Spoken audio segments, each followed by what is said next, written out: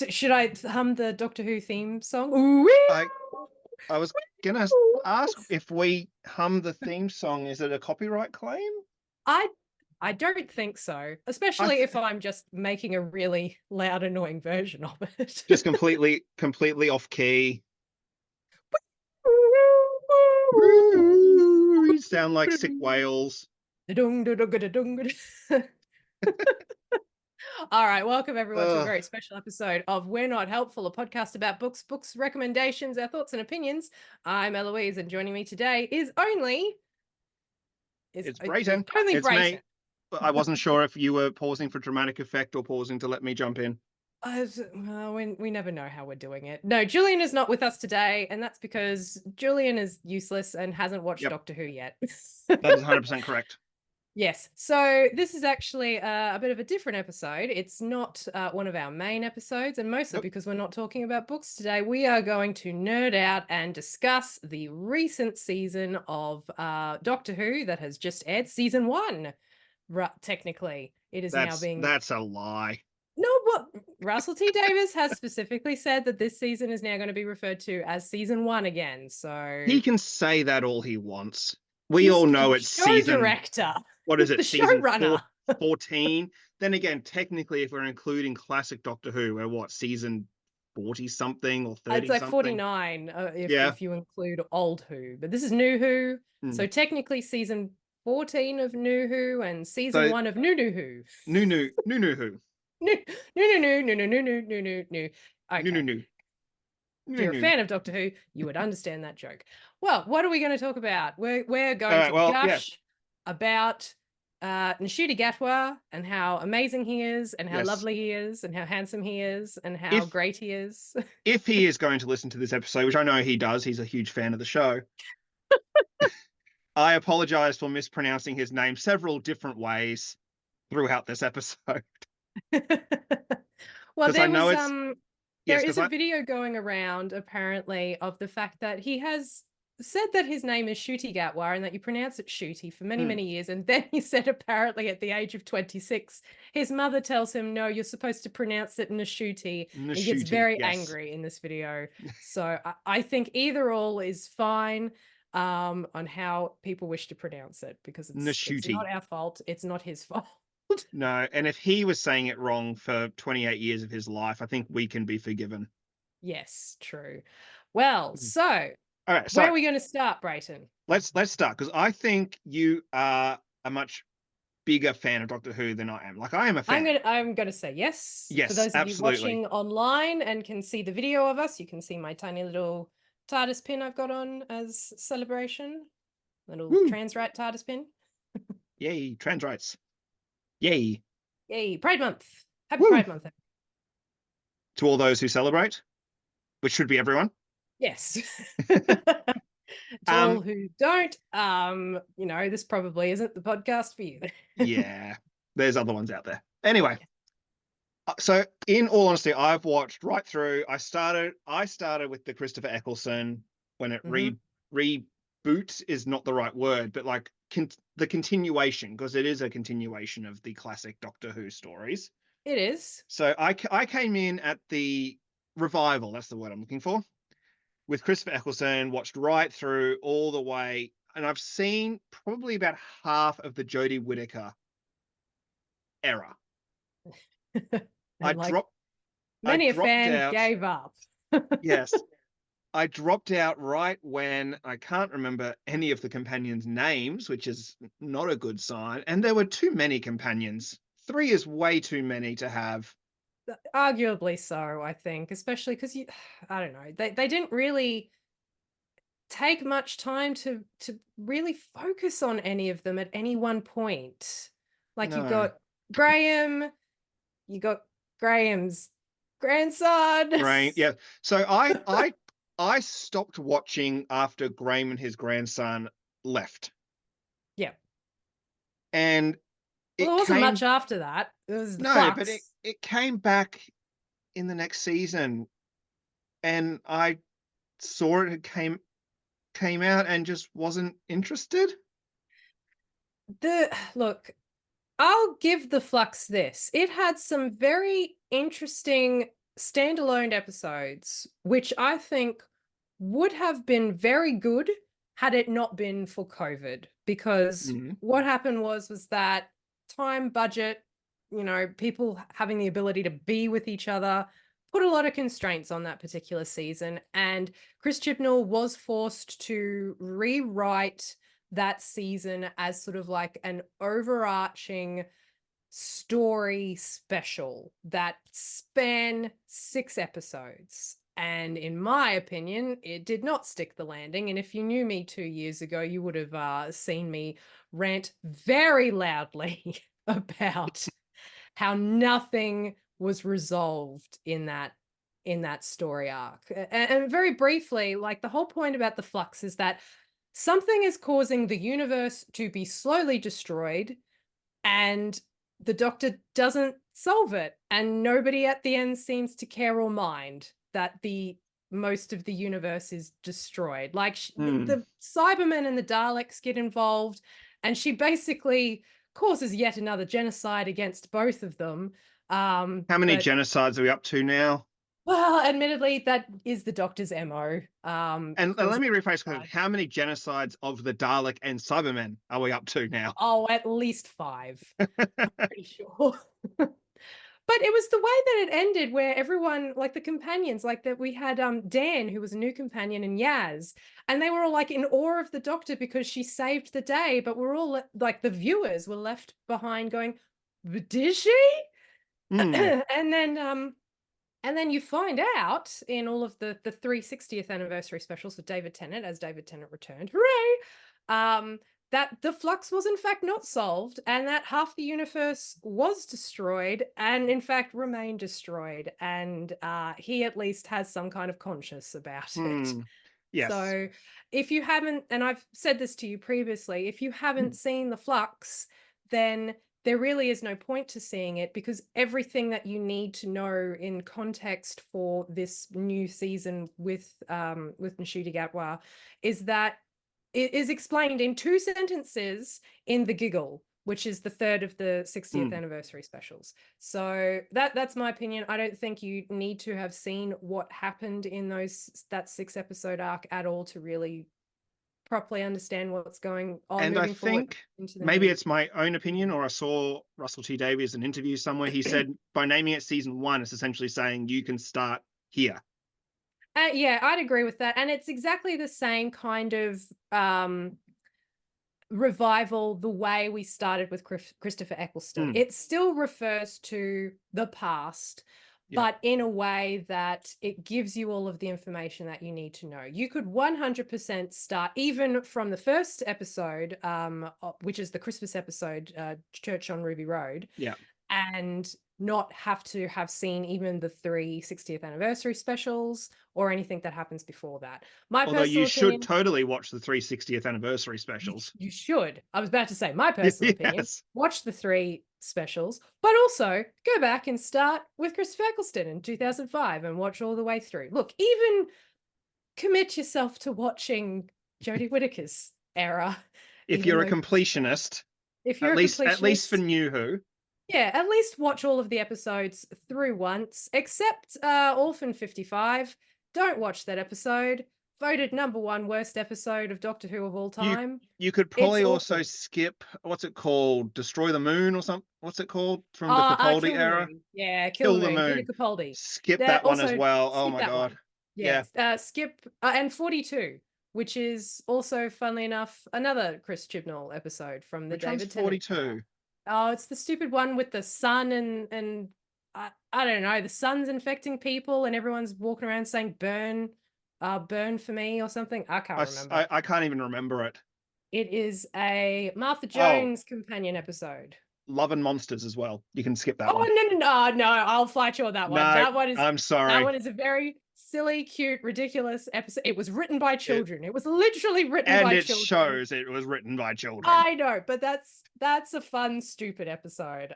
It's good for a laugh. Anyway, we can go on and on about the past seasons of Doctor Who. That's not what we're here for. We could, We could do yes. a whole episode on our, I guess, our issues with the Whittaker era.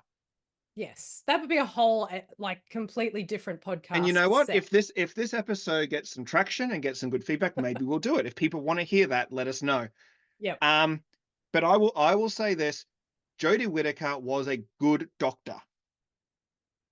I just don't think she was ever given the chance to be a good doctor, if that makes any I sense. completely agree. She had some very good, strong moments, Mm, and a lot of potential, but there was just so much that lacked in the scripting and the dynamics, especially with her companions. yeah, I mean, when you think about it, like, she was the first female doctor. We could have had the opportunity to really discuss so many complicated political issues when it comes to women and feminism, which this and it new season is simply wasn't there. addressing. This new season is actually addressing some issues to do with Yes. Ncudi's race. And it's not like that hasn't been addressed previously, maybe not as in your face as it has been, certainly, but sort of in more subtle areas, like especially when Martha Jones faced certain Yep. issues, like in Family of Blood, for example. So if you know Family of Blood, they're back in the Oh, 1920, no, hang on, 1900s, because it was right before World War One, yes, I they were think, was training that children to set. fight a potential war. Yes, and certain people say, certain things to her of her Mm, class and her stature and whatnot. So there's that. I mean, you have the Rosa Parks episode from the Jodie Whittaker era, which obviously is very yes. poignant in terms of. Mm. Again, though, I'm Having sorry. okay, yeah. Why on The earth did the Doctor go back to the United States, like, when segregation was a thing, and not have a thought in her head about her companions? mm, Like, it's who great that two the of Doctor them are doesn't people of color. it's great that the Doctor doesn't see race, but come on, that's kind of a little bit of a silly thing for her to just go, "Oh, I didn't even think about." Anyway, It was one of those episodes, and I think of that one, and also, oh, what's the one that's set in India? Demons of the Punjab, I think it's something like called, that, yeah. where they're shoving the supernatural, not supernatural, like sci-fi element into what is a history episode. Mm, And I like, sometimes I think Doctor Who can benefit from doing a pure history episode that doesn't necessarily have to involve aliens or monsters.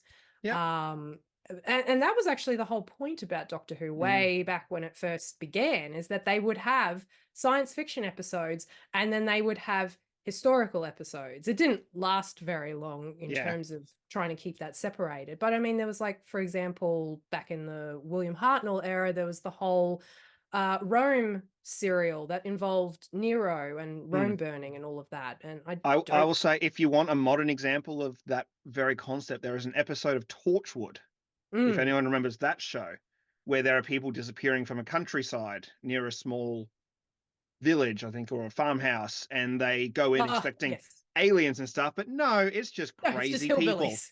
It's just the whatever It's the just British equivalent of hillbillies is. It's just them, and the whole point of the episode is that people are just as crazy as space monsters. Yes. Although once again, you're referring to one of the worst episodes of Torchwood. I didn't think that one was too bad. Oh, okay. I hated that one. Okay, fair enough. So anyway, we're slowly going down a Chibnall era rabbit hole Yes, here. let's stop bitching All right, about Chibnall. It's not how did about him. you? It's not about you, Chris. I'm sure he's a lovely guy. How did you react when it was announced that Russell T Davies was coming back? I was so excited because I we just said we weren't going to keep bitching about Chibnall, but Yeah. here's the thing. I was so drained by him being the showrunner because he, in my opinion, and on a lot of other people's opinions, he Mm, didn't get Doctor Who. He didn't understand how to write women or feminism. He's not very good at science fiction. And, like, I just don't think he got it.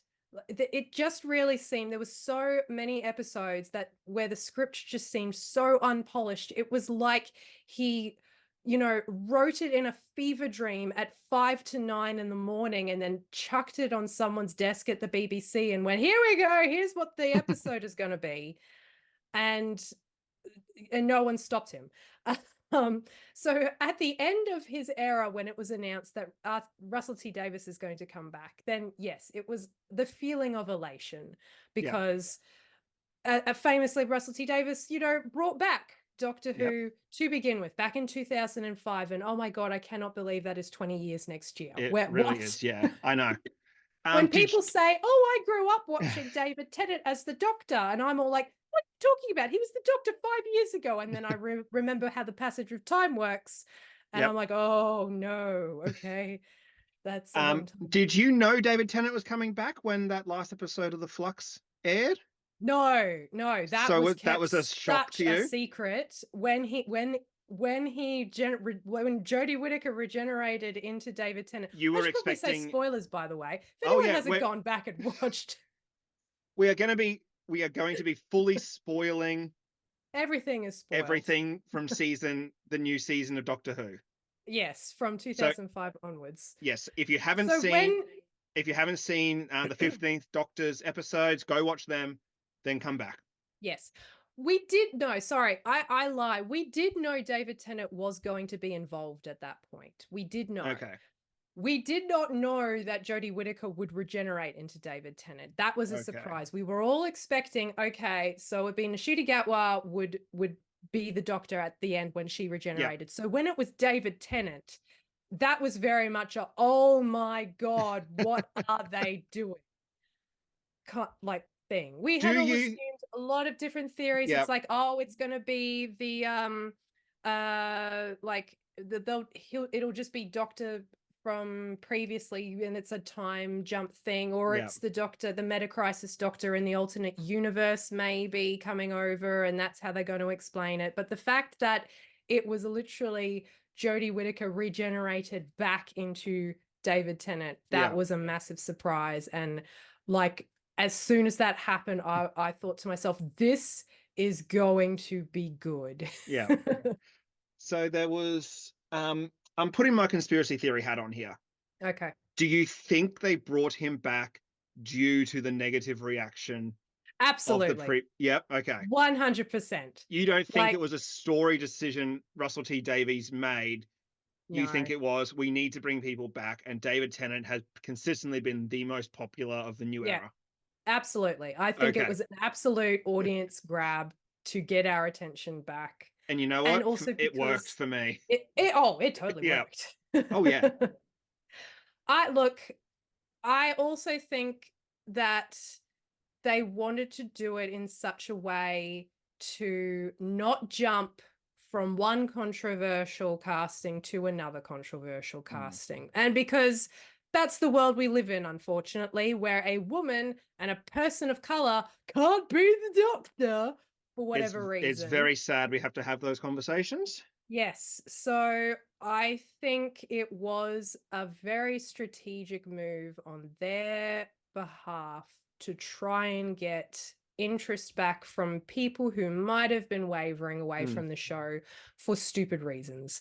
Frankly, if you're not going to watch the show because you can't understand that an alien that regenerates into literally anything can't be a woman or a person of color, then this is not the show for you. There are legitimate criticisms, and then there are those ones. Yeah. Yes. Yeah. Absolutely. So I guess we had the David Tennant 3 episode with Catherine Tate back as Donna. Yes. Also love her. She's one of my favorite companions.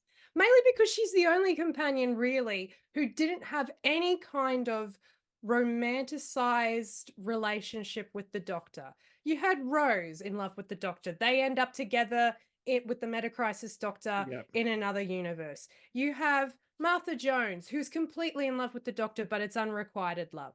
You have Amy Pond, who's very confused about her love for the Doctor, but ends up being with Rory anyway. So there's that kind of weird sort of threesome going. Well, it wasn't really a threesome, but no, it definitely wasn't. You have Clara, who definitely was in love with the Doctor, but then obviously had to move past him to find her happiness, and then that didn't even end up happening. Let's not talk about Clara.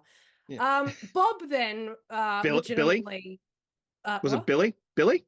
No, Bob. Who's Bob? Bob. Oh, did you watch Peter Capaldi's last season? Yeah. It was Bob. Bill. It was Bill. Oh, Bill. Oh my Bill. God. Bill. Oh, cut that out. No, I'm that's thinking of staying it. Blackadder. It's Bob No, and Blackadder. Bill. Bill, Bill you're right. had, I think, the most tragic ending. She did. Not in love with the Ah, doctor, again, because she was gay and the he's a doctor was lesbian, male. yeah. So Yes. yes. So Donna at that point was like one of the only companions who truly didn't have like a romantic Mm. relationship with the doctor, even though she could have because she was straight and and the doctor was male at the time. Yeah. So yes.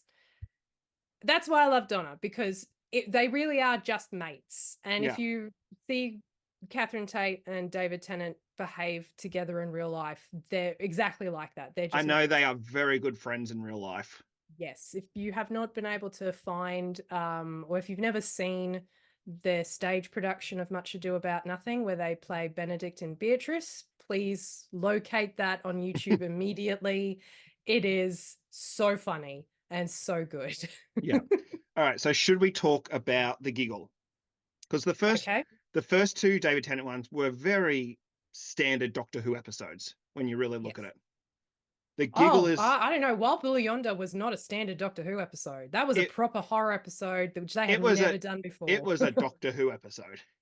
Oh, it definitely was. It was very reminiscent of Midnight from David Mm. Tennant, Catherine Tate era, where they're on that Yep. bus that gets stuck on the planet, and there's the thing on the outside. Yep. So it was Never find out what it was. no, you don't. I think it Good episode. very much is supposed to be related to the Wild Blue Yonder Yeah. and what those entities are. But yeah, that was a great episode because it was Mm. so creepy and so weird. Um, and let's talk about the fact that episode starts the stupid Mavity joke. It's a very It throwaway yes. line where gravity becomes Mavity. And if you're following along through all of the episodes with Ncuti Gatwa, Mavity keeps coming up. Yep. The mavity of And the situation. yes, and it's like, you might see the word Mavity on Yep. a console somewhere.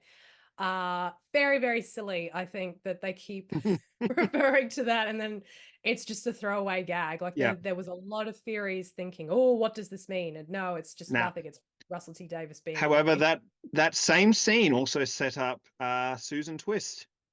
It did. The first We appearance. didn't know it at the time. Oh, we didn't. Yes, the first appearance of Susan. Well, Susan Triad. Susan Twist is the name of the Yes. actress, obviously. So Yes. Susan Triad. We'll get to that. We'll get to that. So let's skip forward to when he bigenerates. Yes. Did you know that was going to happen? No, no one did. That was amazing. I remember I was starting to tear up because it's like, oh no, David Tennant's going again. And then he did it and then splits in two. And we're like, what is going on? So amazing. Like a twist that you could not have picked in a million years. And like this is what the what was it? The timeless child, stupid timeless child thing that Chibnall brought Yeah, in. let's Doctor Who steer canon. away from Chibnall. Like, I'm sorry, that has ruined Doctor Who. If we could just quickly point that out for a second, it makes so much more sense that it should have been the Master was the timeless child. Why on earth would he have been so angry and wanted to murder all the Time Lords if not for the fact that he had been experimented on for millions of years, being forced to regenerate over and over again? No, he was just mad that it was the Doctor. I'm sorry. So, oh my, it was right there. Anyway, that is the type of thing where he played with canon and it did not work, and it made people very angry. I The just want to bi-generation, I think. I just want to throw my hat into the ring here for a second, not to defend anything like that, but just to say that I think when you're talking about established canon with Doctor Who, you have to take that with a grain of salt because Doctor Who has Yes, been very loose with the canon in the past. you do. And it keeps changing. It's Yes. always changing. I guess the Um, thing is, in a world where time travel is possible, there's an kind of an in-universe explanation as to why canon is so loose. yes. Yes. But it's like he was trying to get around the idea of the Doctor's 13 number maximum regeneration cycle, Mm. which had already been addressed in a The Christmas last special with Matt was Smith. Matt Smith's last Last, episode, I think. yeah, what was it called? I can't even remember I now. can't remember, but essentially The essentially time of he the Doctor? was, yeah. But I Yeah, think where Clara begs yes, the Time Lords to give him something, and he yes, literally says, "I don't know how many more I've got," which yeah, could just mean he has as many as the writers deem necessary. yeah. So to try and play around with that idea to get around how many regenerations the Mm. Doctor has or a Time Lord You think it has. was adding unnecessary complexity to his Yeah, story? yeah. Like Yeah. it was already addressed, it was unnecessary. And it was Okay. basically trying to explain away a a story from the 80s with Tom Baker, which was The Brain of Morbius or something like that. Okay. Which who remembers that? Nobody remembers. No. Didn't matter. So yes. So when we had the bi-generation, I think that was a really clever way of messing about with canon that doesn't necessarily destroy what you've already had precedent wise. Yeah. So, you know, I think it was very clever. It was shocking. And it was a really good way to keep David Tennant around literally forever now. Although Russell T Davies has now said when he was asked about it, he said, "Oh, if I was to say what happened to the 14th Doctor, I think he died. It's 2063 and he goes to Venice on holidays and he gets sucked into a whirlpool." I'm like, why would you say that? Why? That's his way of saying David Tennant is not going to be back for a while. Stop asking.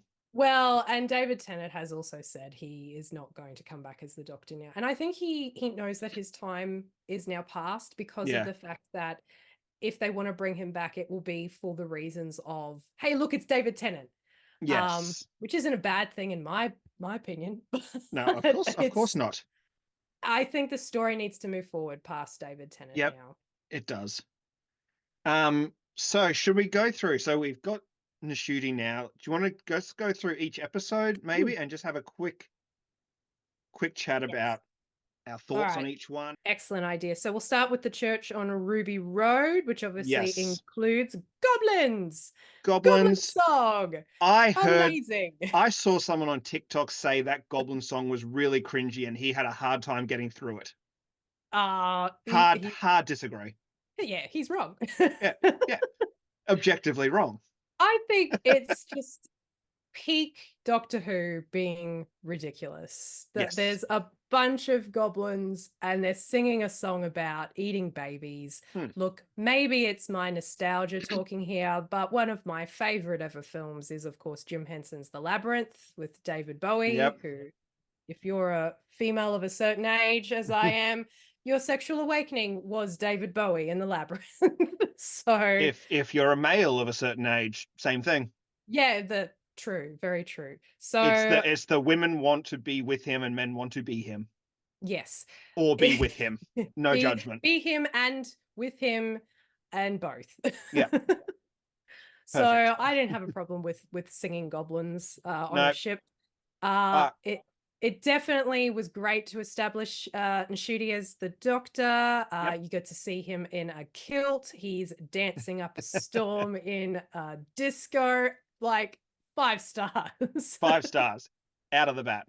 We Oh, also look, no, I lied. That moment was 5 stars. I think that episode overall, maybe like a good 3.5 to 4 stars. I think it wasn't a it was perfect episode. It did have no. like some pacing issues, especially when it seemed like everything was going to resolve very quickly. And then just as quickly, there was a twist and Ruby Mm, didn't exist. A friend of mine actually really hated the fact that when Ruby didn't exist, then her adoptive mother like her life apparently was terrible, Mm. and she felt like it was kind of like saying, "Oh, if you don't have kids, then your life is terrible."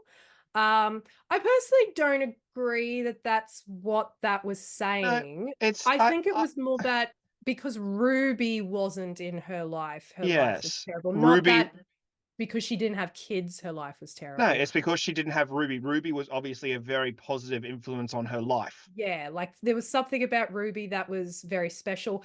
And if we think about moving forward to the end of the series, I think this is where people might be annoyed because it was the idea that there was something very special about Mm. Ruby, something almost maybe otherworldly, but then spoiler alert turns out she's completely ordinary.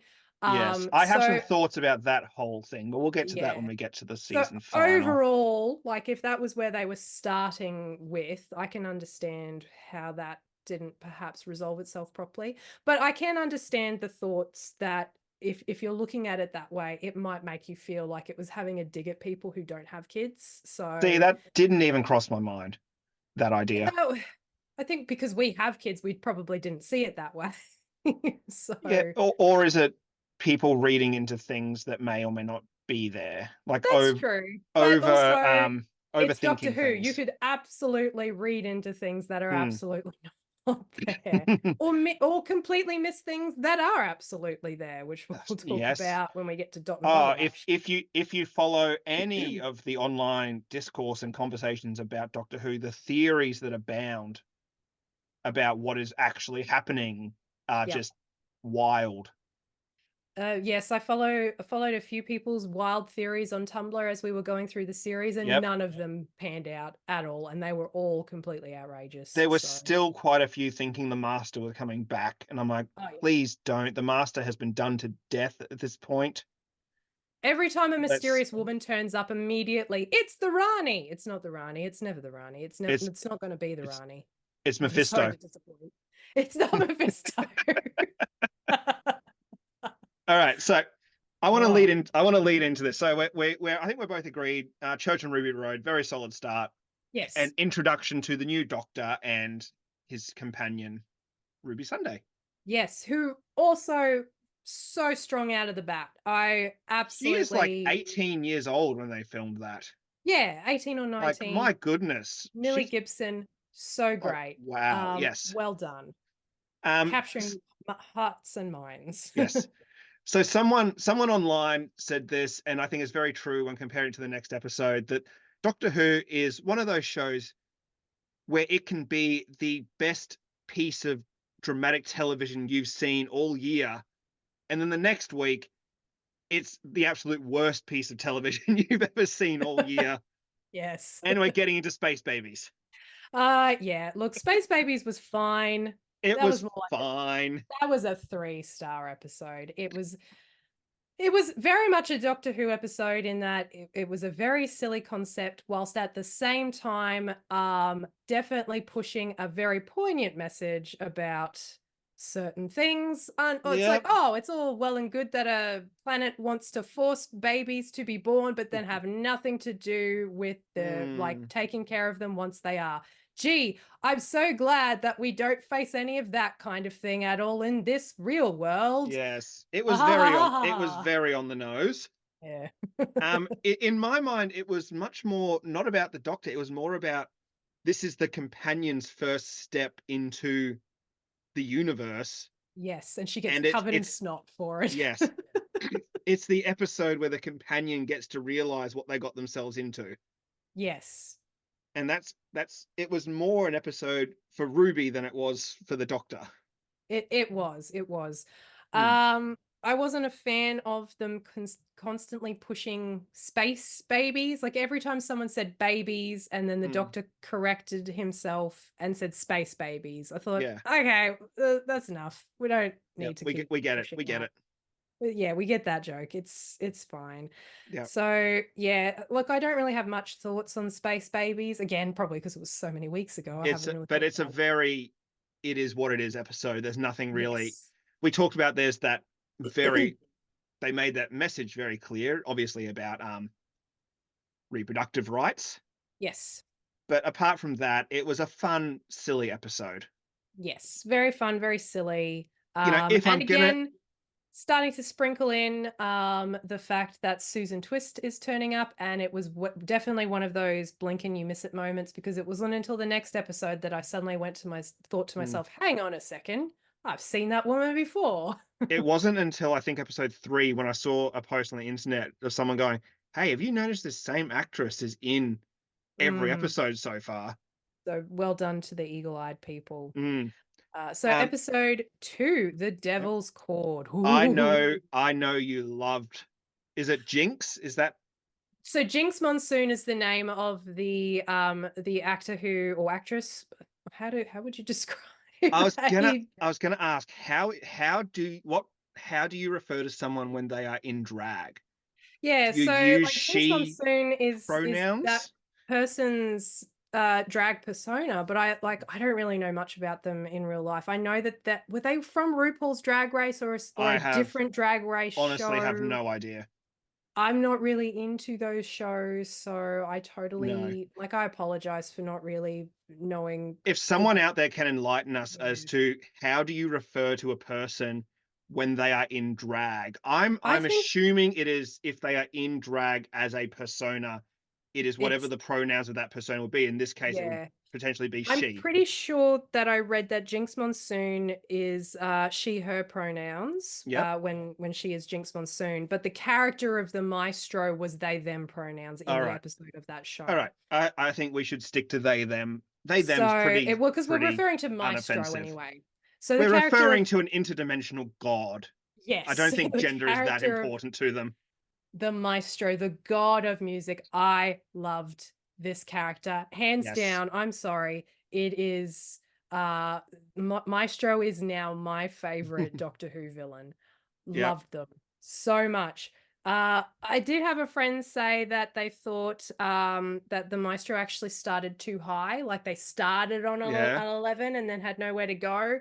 I didn't particularly mind that. I think it was such an outrageous character from start to finish. It's the type of character I would love to portray in something, just like Well, so ridiculous and supernova original. cosplay. Supernova cosplay sounds great. Yep. But yes, so the Devil's Cord, great, kind of again weird episode. Mm. Very obvious that they couldn't afford the rights to any Beatles music. Now, I have some thoughts considering the Beatles were in it. I expected the Beatles to be a bigger part of the episode. Yeah, it did seem like And it seemed very Deus Ex Machina at the end that Paul and John. John just kind of saw floating notes there and didn't question anything. Yeah, well, isn't that always the way in Doctor Who? Don't question anything. It When is, and weird stuff happens. I just felt that with an episode with the Beatles and all about that, it should have included them a little bit more. Perhaps, yeah, maybe.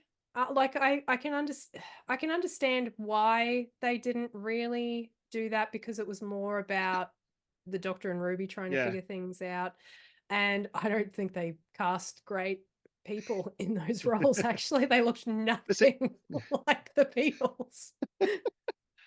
It's and probably here, why they said they realized, oh, we can't use these guys. yeah. So here's a thought I had when thinking about this episode. It feels like that episode should have been in the middle of the season somewhere, Yes, not absolutely. as the third episode. It really felt like a episode 5 or 6 episode. Yeah, to And kind of frankly, I think this season was too short. It really should have been 10 to 8 12 episodes. episodes. Yeah. It was only 8, if you don't count Church on Ruby Road. Mm. And I really felt like it should have been 10 to 12, and then that episode should have been halfway through. Mostly because all of a sudden, like you've gone from uh Ruby and the Doctor being at Ruby's house at Christmas, and then all of a sudden at the beginning of this particular episode, it's 6 months later. He said, Mm. how long have we been traveling around for? And she said 6 months. Yeah, And see, it didn't feel like they had already been traveling mm, around for 6 months yet, because I just he assumed said it's they were June, yeah, I June just assumed they had 2024. yeah, I assumed they had just been having adventures off screen we didn't see. Yeah, but again, then that is also weird, because then in the next episode along Boom, they're on their very first planet. And I'm like, Yes. what? How has it been 6 months and Mm. you haven't gone to It another planet it yet? does feel like Doesn't make, maybe it was written with the intention to be further on, and then they reshuffled yeah. some things. Possibly, and again, it might have also been because of Nshuti's filming schedule, and Ah, we'll get to that true. when we get to 73 Yards, because he was also Yes. still filming the finale of Sex Education at the Mm. same time. So Yes. yeah, it just seemed So weird that, yeah, that yeah, so timeline didn't make any. overall, I think overall for The Devil's Court, it's a bit of a mixed bag for me. Like I said, I loved Jinx Monsoon Mm. and I loved the idea behind it, but I feel like it could have been explored a bit more. I think so. I liked the idea of the Harbinger and the Yep. gods. And again, if we had had it like 10 to 12 episodes, I feel like we should have had at least one more Mm. episode of them Yep. facing a god Yep. I instead of will I will say, what we however, get. the silent scene when they're hiding Oh, from so what tense. what That is was the great. character's name? Jinx Monsoon's character's name. Yeah, the maestro. The Maestro, thank you. It slipped my mind completely. When they're hiding from the Maestro and everything is quiet, like Yes. that is one of my favorite scenes from the whole series, that whole That was season at very, least. very good. Very Yes. tense. And also for the fact that the doctor then realized, oh, it's the giggle, and oh, Mm, the maestro is one of the toy maker's children. yes. I like, that's why I think we needed an extra god, because I think we needed more of the toy maker's children. Mm, Because he talked about that in the giggle, that he had children and that yeah. he was going to set them on the doctor, and then only one gets Mm, set on him. Yes, I think this is probably my second favorite episode of the season. It's 4.5 stars for me. I'm taking off half a star because oh, I really? actually really didn't like the song and dance number at the end. I thought it I was very agree. jarring, It and the song was annoying. Gets stuck in my head and I don't like it. I just Uh, didn't think the song was very good. yeah, like I don't know what, like, talking about how there's always a twist at the end is kind of funny, because then we were expecting a twist every single time. Yeah. And maybe that's why the end of the season doesn't really stick the landing, perhaps, but we'll talk Maybe. about that when Yep, we get yep, to we'll that get there. episode. Um, but okay, so in my mind, I kind of lumped those first two episodes together as one because that's just because Oh, they okay. premiered on the same day. Ah, fair enough. Yes, that's That's right. all. We That's did get all. them both at the same time. Episode three, Boom, Oh, is when yes. I think the season really started for me. Yes, so the I return of Stephen Moffat. So yes, very much capitalism, war is bad. Very nice little callback to the fact that the weapons being used are produced by Villain Guard. So do you know what Villain Guard is? Nope. Let's go back to Christopher Eccleston's season and talk about the Empty Child and the Doctor Dancers. The Oh, ambulance. great episodes. Oh, two of my favorite Oh, ever so episodes. good. So good. The ambulance that crashes into the site that lets out all of the nanotech and Yeah. causes the whole problem in the first place is made by Villain Guard. Ah, okay. So yeah, same company, and the Doctor has referred to Villain Guard a few times Okay, cool. over the last 20 years, All basically. right. So nice little callback. Well done, Stephen Moffat. There is a character called Mundi Flynn, who was the woman in the pit with them, played by Varada Sethu, and she is the new companion next year. Oh, really? So not the character, obviously, but Yeah, the yeah, yeah. actress is coming back to be the new companion Lovely. in season 2. So, Great. and that was apparently a big surprise, and everyone's like, oh, we've seen her announced already. So Nice. well done keeping that a secret. I wonder What if did she you got think the role about, from her performance in Boom. I don't know, I but don't know how perhaps how far ahead they cast these things. it just goes to show that, Doctor Who's always doing that. Well, Obviously, Peter Karen Gillan. Capaldi was in an episode of Matt Smith's era before he was Yep. cast as the No, Doctor. David Tennant. David Tennant. Was it? Yeah. In Pompeii, the Pfizer, Oh yes, that was a Pompeii, Catherine the Tate. Pompeii episode. That was a Catherine Tate one, wasn't it? Yes. Yes. Okay. So my mistake. It was David Tennant. Same episode that Karen Gillan was in as one of the Yes, priestesses. that is very true. So, yes, Doctor Who has a very long history of casting both doctors and companions from Mm, previous episodes. Colin Baker was even an extra in an yeah. original episode before So he here's a became tip for all you budding actors and actresses out there. If you get into on the Doctor set of Doctor Who, Who. make an impression because you might end up in a main role. Yes. So, what do we think of this episode overall? I thought it was a very good episode, very tense. Ncuti Gatwa showing here he's a beautiful crier. I think he cries in every episode Yeah, since. oh, he does. I like that. Like people Oh are sort yeah. of saying, "Oh, he cries too much." It's like, excuse me, you would too if you were a Mm, beautiful crier like he is. And he's showing about how the Doctor can be so emotional and how it's okay to show those emotions definitely. as But well. I also think it stems from a thing, and I said this to my wife as we were watching, that Nashuti has the incredible ability to pretend everything is fine Yes. as the Doctor. Not Nashuti himself. I hope he's okay. But the character of the Doctor, he says to the 14th Doctor, David Tennant's second run, Yes. that he's kind of, I can't remember the exact wording he used, but like, I've dealt with everything now. It's your turn to deal with it yourself. Yeah, I'll take it on so that you can stop and you can go and rest and you can There you heal. go. Um, And even though and he's saying I'm fine as well, it's like he's yes, not fine. The but doctor the lies. He's assumption the never assumption fine. everyone had is the 14th will live his life, and when the 14th dies, he will regenerate back to that point of the bi-generation. Oh, that's a clever theory. Interesting. Yes. Oh, you haven't heard that one? No, I Yeah, hadn't because actually. essentially the Doctor is he's stuck in his own timeline. He can't Right, escape it. okay. So the 14th Doctor will live his life, and when the 14th Doctor dies, he will regenerate back to that point. Oh, okay. After So he's it's fallen into the into the whirlpool in exactly the right. Yeah. Um, 2060. so it was really good because I think the 15th Doctor saying that I'm going to deal with this now, people had the idea that the 14th Doctor has had his time now to grieve and to mourn and to deal with it.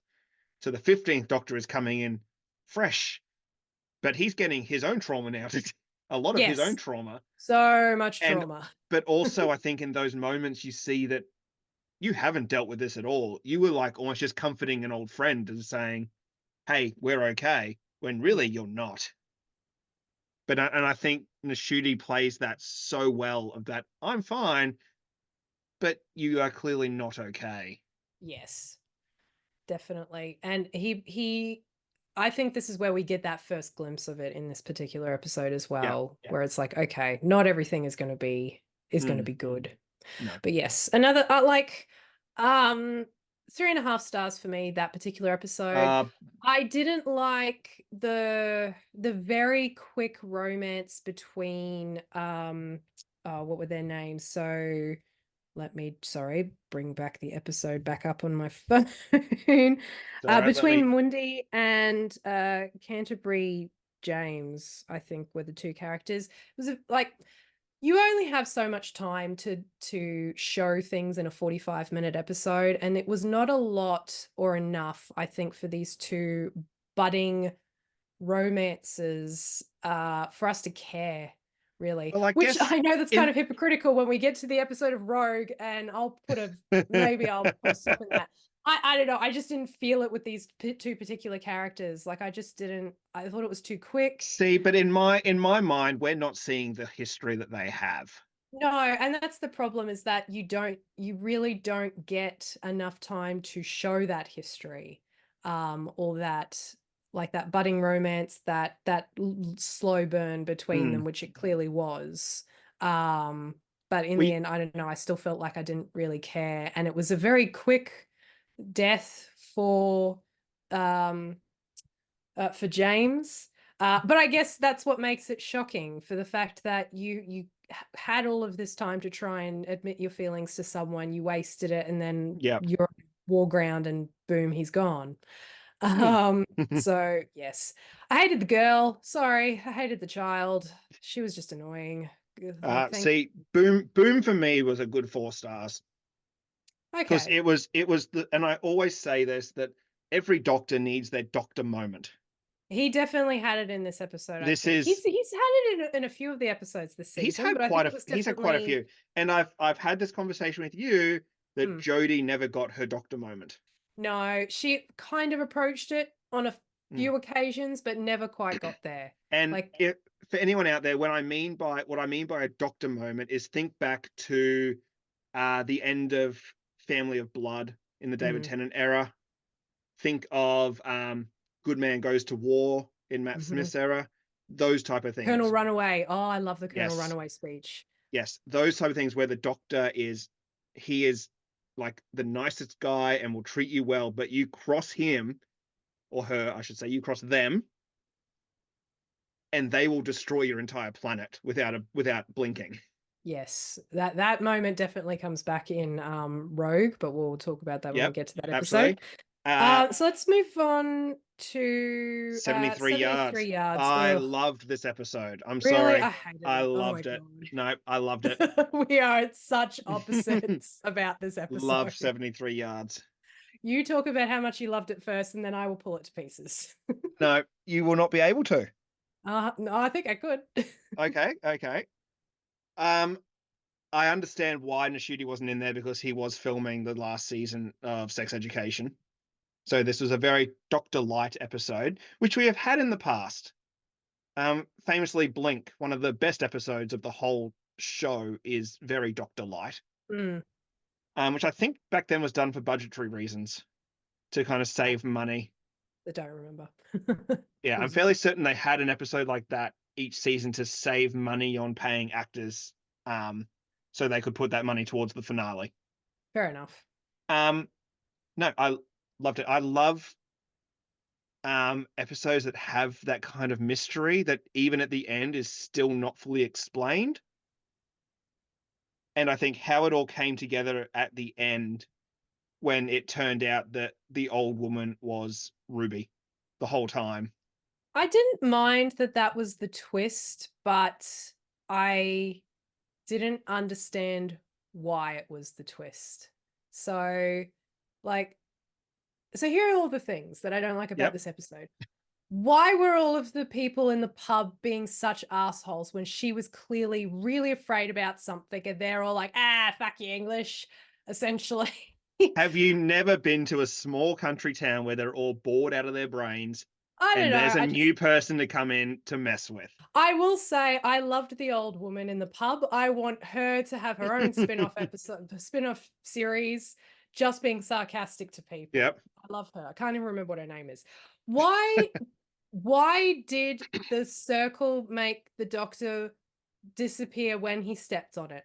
What was with the hand gestures? Why did she have to be 73 yards away from her? What caused the time loop in the first place? Why did she make everyone scared and run away from her? Why did everyone abandon Ruby? Like, I get the whole thing was Because about, oh, it was Ruby's fear yes, about being it abandoned. was. But why? Like, there's no explanation to any of it. It didn't make sense. I'm sorry. Like, yeah, too Okay, so we selfless. talked it was brought back about the 73 yards in the final episode, I believe. That 73 yards is the limit of the perception filter. Yeah, again, that's a great explanation, but why? And if we're going to talk about like the last of the episode, Sutek was just content to sit on the top of the TARDIS for 80 years after the Doctor disappeared. And did Yep. he disappear as well? Like, soon I shall enact my revenge. Soon. It's very lonely on this windy hilltop. Well, Um, see, from what I read, and I'm pretty sure I sent you a clip from a Russell T Davies interview that he did at the time, maybe I don't maybe recall. age ago. It was essentially that when the Doctor broke the circle, it made some thing, whatever powers that be, Hmm. very angry Right. at them, and as kind of a weird kind of punishment thing, it trapped Ruby in that. I don't know if I call it a time loop, but in that kind of, I guess, alternate timeline, maybe, Yeah. where she had to make amends for what they did, Yeah. and to make amends, she had to save the world, essentially. I guess so. But and that's what really annoys me again as well, is that then it doesn't matter because then she didn't live that time. She doesn't take Roger William down. And oh, by the way, the most dangerous prime minister in UK history. Hello, did you forget about the master being Harold Saxon when he decimated the entire planet? See, the thing is that it's heavily implied, I think, in maybe the last episode, the Doctor has something to do with bringing down the PM because Yes, he and says he was in admittedly, the building. he was in the building when Roger was brought down. Yes, I did clock that line So in that last is episode. entirely possible that in the original timeline, the Doctor was heavily involved in bringing him down. But yes, I suppose so. Perhaps, I guess. I'll give it that. But in the We confines have talked about fixed points in time. in the Perhaps, confines of its, yes, that's true. It was yes. probably a fixed point in time. In the confines of its own episode, I just it seemed all very weird. I don't know. I had too many I love questions. weird shit like that. I know. I just had too many questions, and I feel like explaining it in an interview is disin disingenuous to the But episode itself. the thing is, it harkens back. It is essentially, and Russell T Davies described it. It's a folk horror where Yeah. and if I don't know, you don't watch many horror movies, do you? No, no. Yeah, a lot of the idea in folk horror is that there is this underlying magic of whatever it is in the time. It follows its own rules. It doesn't follow what is our what do you call it? Like, yeah, our rules, our way of thinking. Yeah. And a lot of the time, horrible things happen to people for no explanation. And this is kind of what happened when the Doctor broke the circle. It made something very angry, and it took out its retribution on them. But it gave Ruby a chance to make amends for it. And then when she went around again, she managed to stop the Doctor. I guess so. Yeah, I don't know. It just didn't It seem doesn't. to I guess me. my point is, it doesn't have to make sense. No. It's a horror episode. Nothing in those, and especially the folk horror genre, if you've ever watched any folk horror genre, sometimes things just happen. Yeah. There is a great horror movie called The Ritual, which I think is on Netflix. It's a folk horror movie, and it's just about four guys that go into the woods and strange shit starts happening, and then there's this weird creature at the end that just kind of shows up, and there's not really an explanation as to why these things are happening. It just happens to them. I think, yeah, like there are certain horror films that I have seen where I just don't like, oh, it happened because it was evil. Like I really hate The Hmm. Ring, like the American version. It's like, oh, she was just evil for the sake of being an evil. Okay, sure. Like, yeah, didn't like it. Anyway, we'll have to agree to disagree on 73 I yards. I think so. And it's, yeah, it's just because I don't get that kind of thing. It just didn't, yeah, it didn't hit the mark for me. But I All right, fair appreciate that enough. you and a lot of other people really enjoyed this episode. It I seemed really, it very much is. a divide of people questioned too much what was going on and didn't like it, and other people just left the questions and went, "Yep, that's great." Sometimes you So just have to enjoy the ride. sometimes you do. All right. So All next right. episode Oh, along. the Dot and Bubble. Oh, I love Dot and Bubble. All hail our slug overlords eating all the racist people. Yep, I agree. Dot and Bubble was fantastic. No notes. I love how clever this episode was because it is one of those episodes where if you watch it back, you suddenly realize all of the clues that were laid out right there in front of you. Yeah. I clocked very early on in this episode the lack of diversity in the characters in what's the place called? Smile Time or something? Can't remember. Fine time. Fine Time, that's right. I thought to myself, there are a lot of white people, and I was really disappointed with the casting people at the BBC. And then when it's revealed later, it's like, oh, that was deliberate. Oh, it's a plot point. Oh no. Yeah, is it bad that I completely missed that point the first time I saw very, that episode? very bad. Yeah, Um I will do better. I really enjoyed that how, and like again, this is one of those episodes where it had unanswered questions, but I didn't mind the unanswered questions this Mm. time. Like, why were the slugs killing everyone in alphabetical order? Doesn't matter, because people, the dummies on the dumb, stupid planet came up with a stupid virus thing, and it made no sense as to how it was going to It's just, work. I think it's just the most efficient way of getting, if you're a computer wanting to essentially commit genocide, Yeah. the most efficient way is just go through the list. But essentially, it was like it was getting rid of data. And how do you Yeah, get rid of data? Like, you can do it in alphabetical order, I suppose. exactly right. Yeah, Again, not from a tech point of view, that's probably a really stupid mm, way of deleting your information probably. from A to Z. But I love how it was all coded in you thinking, oh, it's just these, rich, spoiled Mm, kids who can't get their heads out of social media. But then it's actually something far more insidious, yeah. and I loved that. I loved how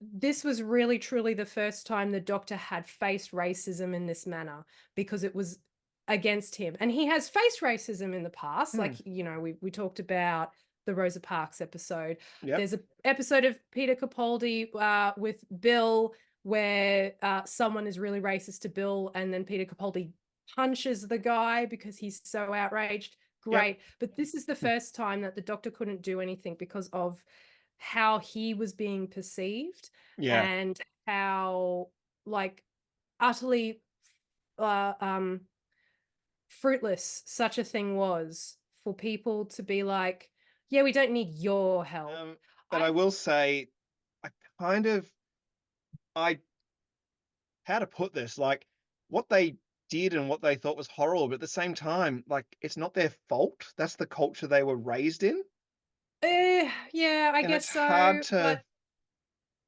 again, it's like people can still make choices and decisions having known from where they've come from. That, like, you can't just automatically say, oh, because they grew up in a intolerant racist culture, that's how they're always going to be. Because um Ricky September had access Mm, to history, and he was reading, but I guarantee you he was probably just as racist as the rest mm, of them. we'll He never might know. have come, well, I don't know, I think if you watch it back, you might actually see his reactions to the Doctor as well, and then realize, oh, okay, yeah, Okay. he's like the rest of them. Yeah. So he already had access to history, to learn from history, and he's still taking the same stance as everyone else. So I think you can only give that excuse so far, but then, you know people are making those choices still willingly, Mm, because they think that that's just how life is, essentially. So yeah, I don't know, kind of felt sorry for them, but I hope the slugs eat them all. fair enough. How great was that heel turn though, when what's her name, jelly bean popping candy bean. Um, Wait, what's the chick's name? I can't remember. the main Pepper Bean, Pepper Lindy, Bean, that's the Lindy, one. Lindy Pepper Bean. Yes, when she basically fed Ricky September to the slugs to save herself. My God, Oh that no, it was was that little dot that went through his head. that's right. But Yeah, I mean, yeah, like, oh, what a great yeah. absolute betrayal. Amazing. Mm. All right. Because I did not expect that. I know. Great episode. Um, So next yes, I'd episode. say like a solid 5-star episode for that one. Hmm, next episode, Rogue. 10 stars. I don't know what we can say about Rogue. That episode was amazing. Um, I had been posting about it before the episode, saying, if they don't kiss, I will riot. And then they kissed. they saw your tweets They and went, did. "Oh crap, we've got to film a scene very quickly. Oh, quick, Get it get into the Jonathan Groff episode." and Ncuti Gatwa back in and make them kiss. Yeah. Honestly, like I don't have anything to say about the episode. Like it was great. Yeah, my favorite episode this season, hands down. Mm, It was silly, it was funny. Um, yeah, great from start to finish. I yeah. do find it annoying that people have billed it as the first same-sex kiss on Doctor Who. It's just like, have you No. watched everything else? Like, Mm, okay, it is probably the first Doctor actual Yeah. romantic same-sex kiss? Because yes, Mm. Christopher Eccleston and Jack Harkness, what's his name? John Barrowman Yeah. did kiss in the end of season 1, but it wasn't a Yep. romantic kiss. It was very much No, Jack was but kissing everyone goodbye. Jack Like, and Yano in Torchwood definitely had a romantic oh well, relationship. yeah. I mean, like, oh, Jack and Yanto kissing in Children of Earth is Oh, the heartbreaking. most heartbreaking kiss Oh, ever to make it to television until season 2 of Good Omens. So okay. they Jack and Yanto kissing. We have the most heartbreaking kiss ever. Good Omens season 2. Hold my beer, please. um, but yeah, I Yeah, honestly don't there's have lots of other anything. same-sex kissing Yeah, on Doctor Who. So to say, oh, this is the first same-sex kiss, it's like, well, it's not. It's the it. Do they Doctor just in mean a the same? romantic Yeah, same-sex kiss. yeah. Perhaps, yes. I'll give it that. But yeah, Um, honestly, I have no notes about the episode. It was great. so good. I love the D&D aspect. Yep, The fact that the aliens were just basically yep. D&D role-playing Cosplaying. the Yep, entire planet to was death great. because they're bored. I think more people need to use the phrase "Oh my Bridgerton." Oh my, yep. That was great. Oh Absolutely my Bridgerton. Um, great. Let's yes, let's have a sequel. yes, 10 stars. Yep. I really do hope the Doctor finds Rogue at some point. I was so Yes, heartbroken. absolutely. I think with the reception that he's had in the fandom, I think he'll be back. Like the only tiny criticism I have is in relation to the trap. It wasn't really explained as to why it needed the 6 people. Why didn't he just throw the other bird lady onto the platform to rescue Ruby instead of throwing himself on there? Kind of very silly. Like, I know he said it to 6 people, but did it have to be like an absolute number of 6, or was it just maximum of 6? I don't know. Yeah. Trying to remember, didn't wasn't the extra bird lady already on there? No, I think. Oh, maybe I have to No, go I'm back and pretty sure rewatch they it. were. They were. No, she came in at the door. Remember, No, didn't because they? the whole Didn't they point was throw that her? Ruby was in the Didn't? platform, and then it's like, oh no, Ruby's stuck on the platform because then the other bird lady came in, and then yeah, and then Rogue like body swapped with Ruby to get her off the platform because it needed. I don't Yeah, know. but then there's It one bird lady still out, and that didn't happen. Yeah, it just yeah. She was That's she my was little definitely in there. criticism. She That's was my definitely. God, you criticism. just need every little thing explained to you, don't you? No, it was it was just that part with the trap didn't really work out well enough for yeah. All right, Anyway, fair they're enough. all in a different universe now. I hope the Doctor goes and finds him. Absolutely, he will. It was Um, very sad. the last 2 Yes, episodes of the season, so we lumped together as just one big one. I think so. So Yes, we Legend got, of Ruby yep. Sunday and Empire of Death. Okay. Should Oh, okay. we? Yep. Go. I'm gonna start with this. The reveal of Sutek.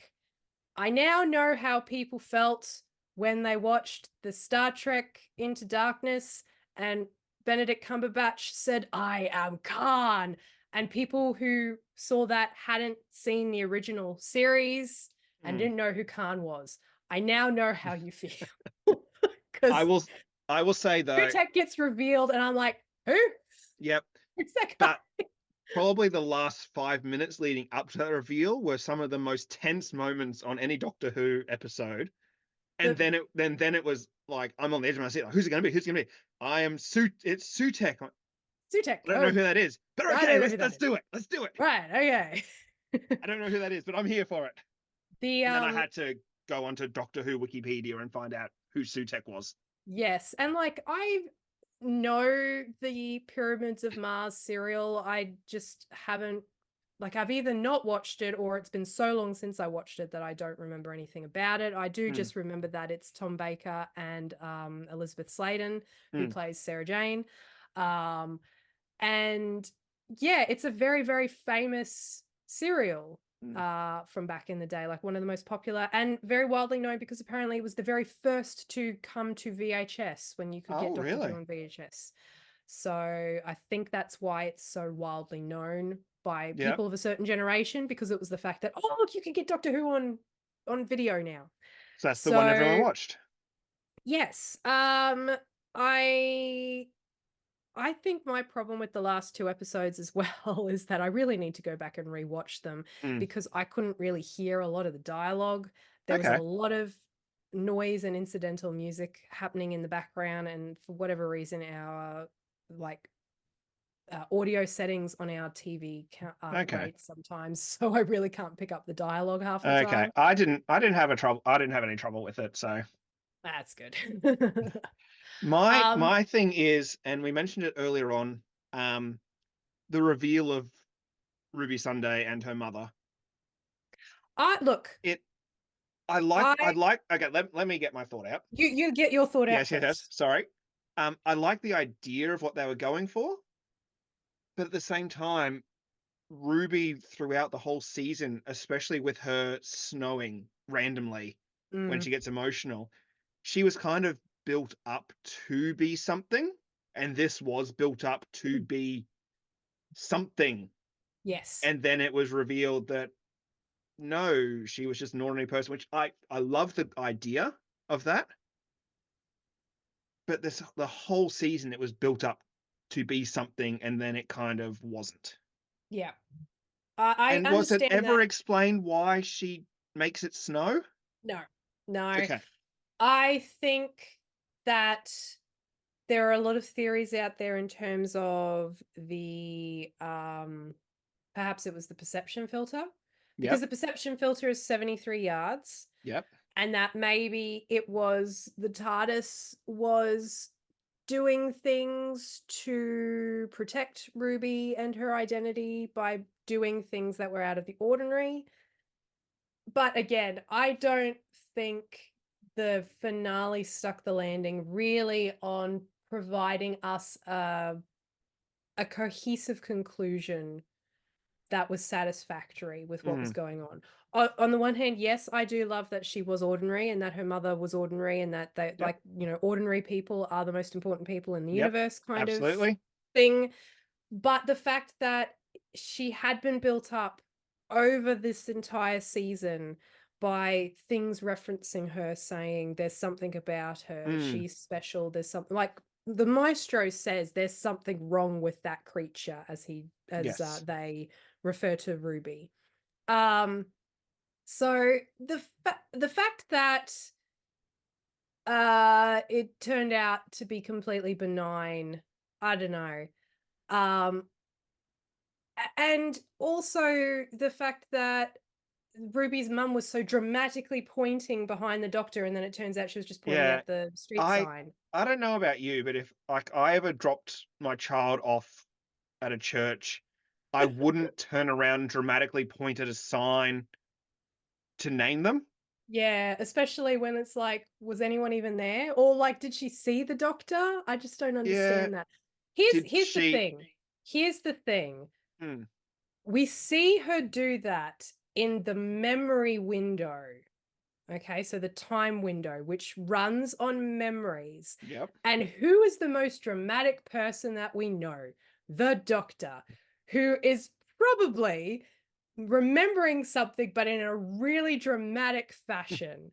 So I don't think she like swung around to point at the sign in the way that we see, because I think it's the doctor misremembering something in a really overdramatic fashion, and that's what this time window thing has manifested out of the I doctor's. don't. I don't know. Or are you just trying to make sense of something that you I don't am think makes clutching at sense? straws here. Yeah. Yes. It's So it. no, the snowing doesn't get really explained.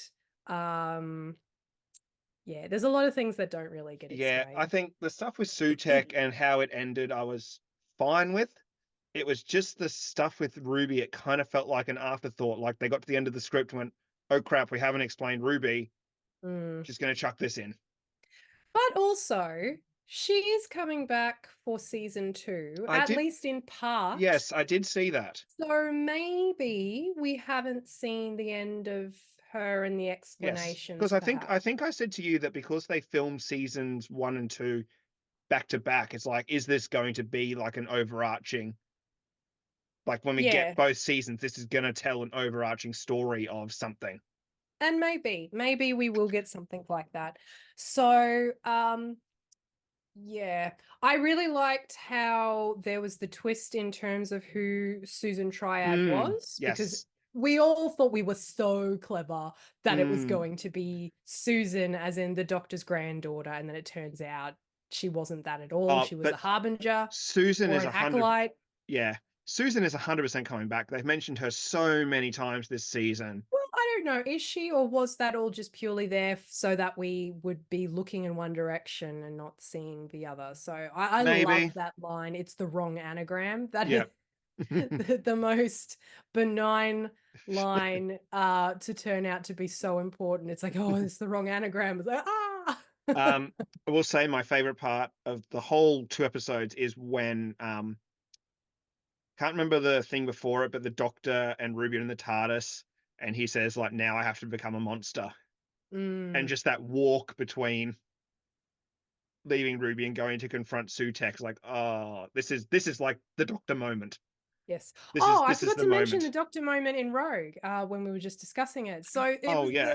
the whole point about when the Doctor thought that the bird people, the Childer, had killed Ruby. Oh yes. And then Oh, he that very line. quietly was just like, how long's their lifespan? It's all about 650 years. Good, long time to suffer. I'm like, Yes. oh, there's the oncoming You storm. don't mess with the Doctor. Vengeful Doctor is the best Doctor. Absolutely. It's just So that yes. uh So that was his Doctor moment in that episode. And then, as you he's mentioned, had many Doctor moments.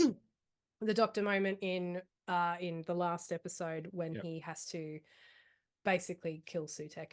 Yep. Yes, again, I don't understand why dragging Sutek through the time vortex manages to destroy him this See, time, when the whole my point was that it's my what theory. emboldened him the first time, No, apparently. see.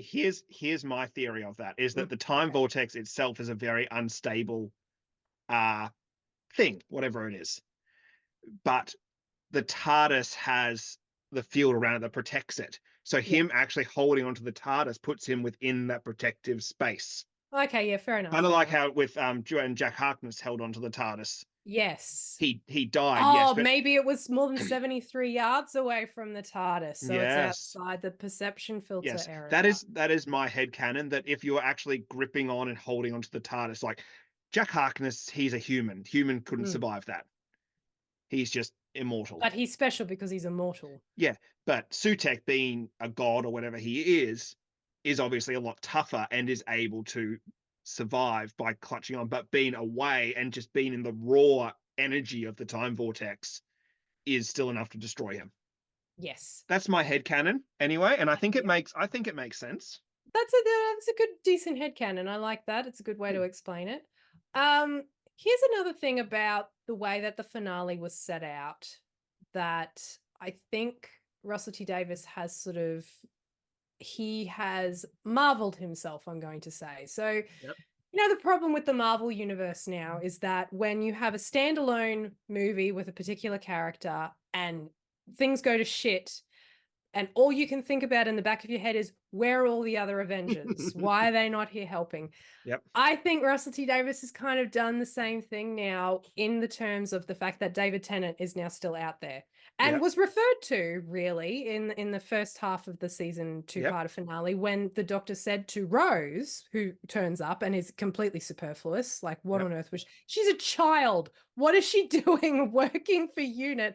And in the, oh, I'm just doing bag snatches. What bag snatches are the aliens bag The snatching? I thing don't. is, the thing I get is that if you are related to the Doctor in any way, you have a lifetime job at UNIT automatically. Yes. Yes. So the fact that he says, how's your mum, how's your uncle, because as we know, he referred to himself as Yep. as the uncle now at the end. Um, like, the idea is, okay, well, Donna and the Doctor are out there somewhere Yep. while the world is going to shit. Like, what on earth is happening? What's going through their Mm. minds?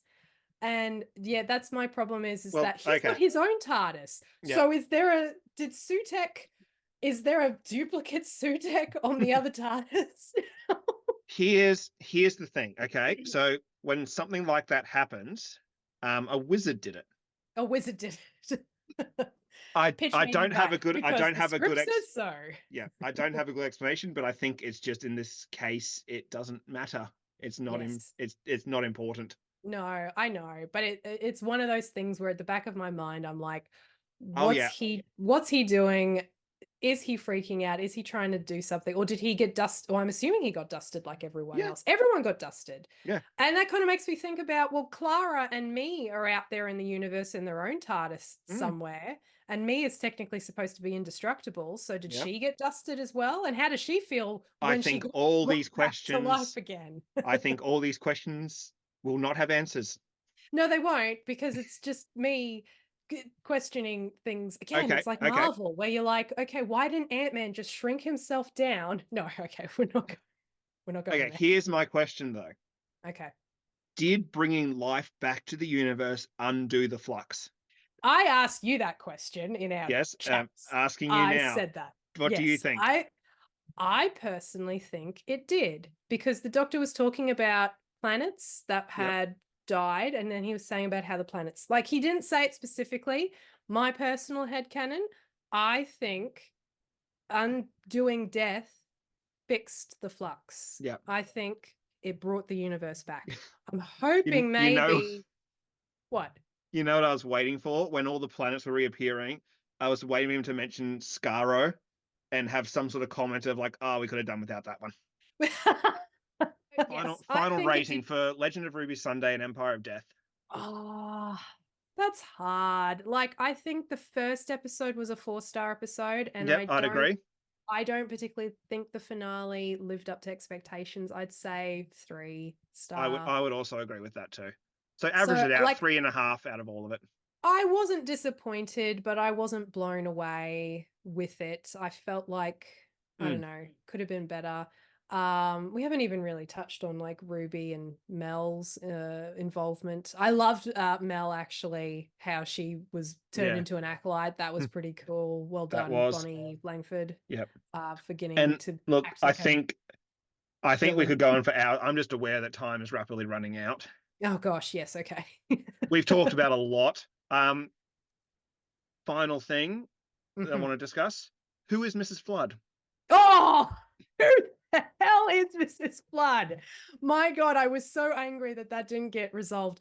And this is why Personally, I said I feel like seasons 1 and 2 will have her as an overarching theme yes, I think the throughout. fact that she seemed to be referencing other companions was a very deliberate choice. She was dressed like Clara. She called the doctor clever boy. She is not Clara.